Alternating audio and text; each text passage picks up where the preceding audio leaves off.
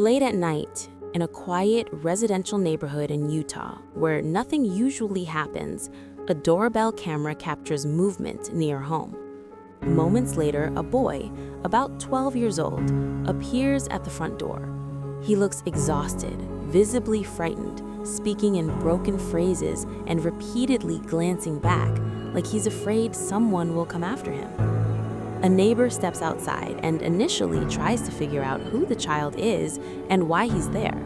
But the boy's condition makes one thing clear: something serious has happened. The neighbor pulls out a phone and calls 911. On the call, the boy tries to explain, but he can't hold a steady thought. He stumbles, repeats himself, pauses, as if he's afraid to say too much.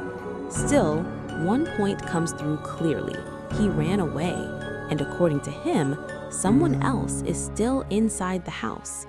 Within minutes, the first officers arrive. They ask short, clarifying questions, not out of disbelief, but because every detail matters: what happened, where he came from, whether anyone is nearby, and whether he needs medical help immediately. One officer stays focused on the boy and the neighbor, while another coordinates over the radio. Medical support is requested at the same time. And then the response shifts into what can feel most chilling in cases like this: not emotion, but procedure. Gloves, controlled commands, calm voices, a quick risk assessment before entering the home.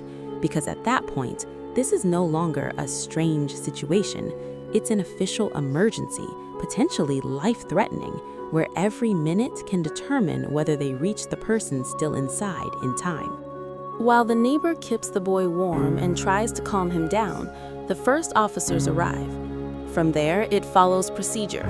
One officer stays close to the child, assesses his condition, and asks short, simple questions. The other speaks with the neighbor and goes on the radio, reporting the essentials to dispatch: a minor in severe distress, signs of exhaustion, and a possibility that another child is still inside the home. The boy speaks in fragments. He stumbles, repeats the same lines, and keeps looking back. The officers don't pressure him to tell it perfectly. They need specifics: where he came from, the route he took, whether the house is nearby, where he was inside, and whether he saw anyone else. In moments like this, it's about coordinates and reference points: direction, doors, hallways, rooms. That's why the questions stay direct: where, who, how many? Could someone still be inside right now? Medical support is requested at the same time. Even without obvious injuries, a child can be in danger from dehydration, exhaustion, or shock. The neighbor offers water and a blanket, speaking as calmly as possible, not because he isn't scared, but because staying calm helps the boy keep answering instead of shutting down. Within minutes, the yard becomes a controlled scene: flashing lights, active radio traffic, short commands, and a clear pace. One officer maintains contact with the boy and the neighbor, while the other checks the area and prepares the next step. And the tone fully shifts. This is no longer a strange situation. It's a welfare check with a real risk that another child is inside and can't leave on their own. The officers approach the house carefully, keeping noise to a minimum. One confirms actions over the radio, the other prepares for contact with the adults inside, people who may cooperate or resist.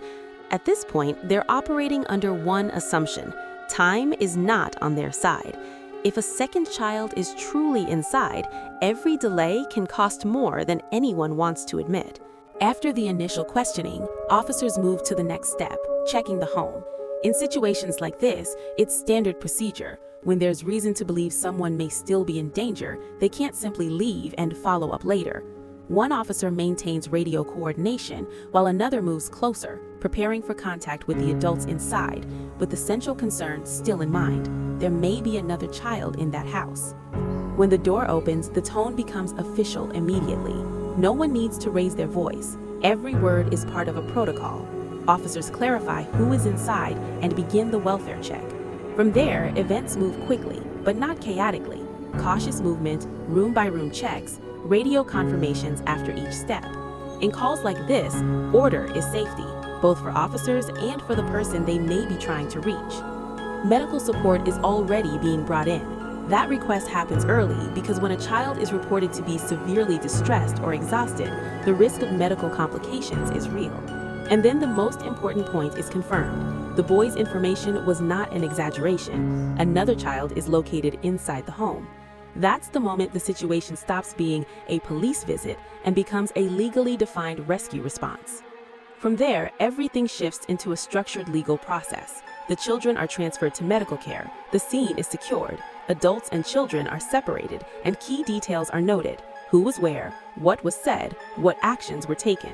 On the surface, it looks calm, but it's highly controlled. Short commands, quick clarifications, and information moving between agencies, because in a case like this, small details can become evidence.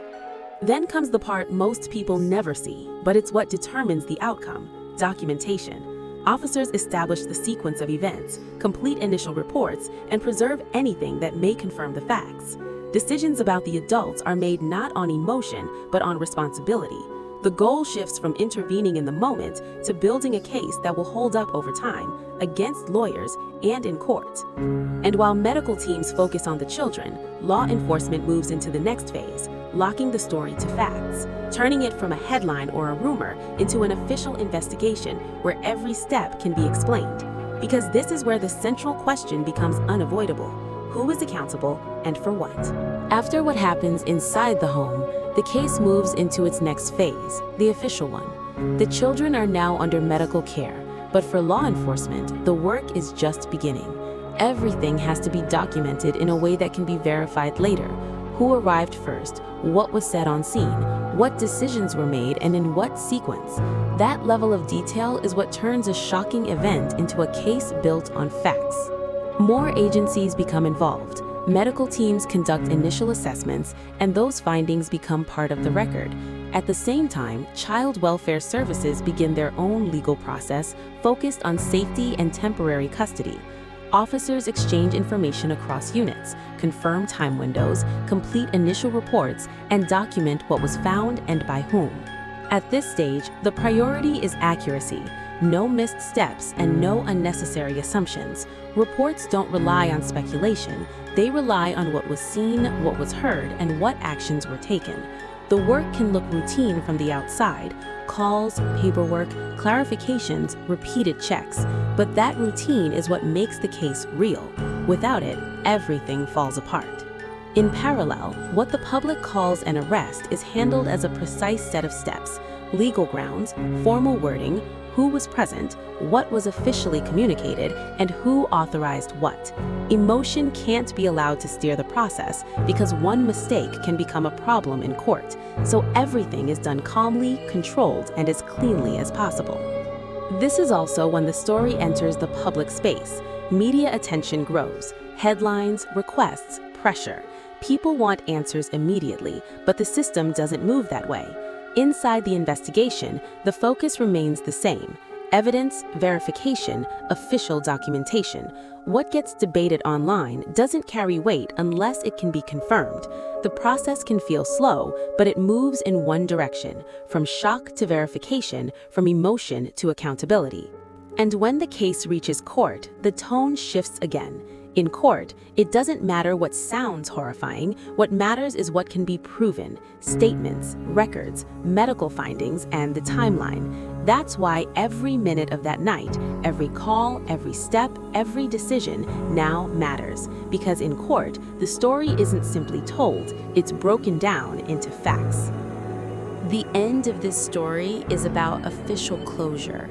At this stage, everything comes down to facts. Reports, medical assessments, agency records, and a verified timeline. In court, it doesn't matter what sounds horrifying. It only matters what can be proven. That's why every step that night, every call, report, and handoff counts. And when the process reaches closure, it's simple: a sealed box, a final strap, and one controlled click that says this phase is closed. The real turning point came earlier. A child knocked on a door, and this time, someone opened it.